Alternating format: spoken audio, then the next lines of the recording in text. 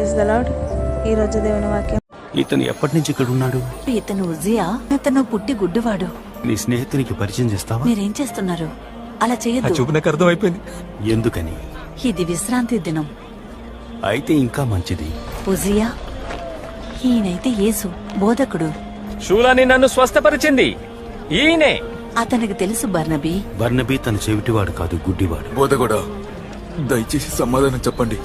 గుడ్డివాడై పుట్టడానికి ఎవరు పాపం చేశారు? నువ్వితని స్నేహితుడివా? అవును, మేము అదే సందేహంలో ఉన్నాం. ఇతను కాని ఇతను కన్నవారు కాని పాపము చేయలేదు. కాని దేవుని క్రియలు ఇతని యందు ప్రత్యక్షపరచబడుటకే గుడ్డివాడిగా పుట్టాడు. అలాగే ఉండు.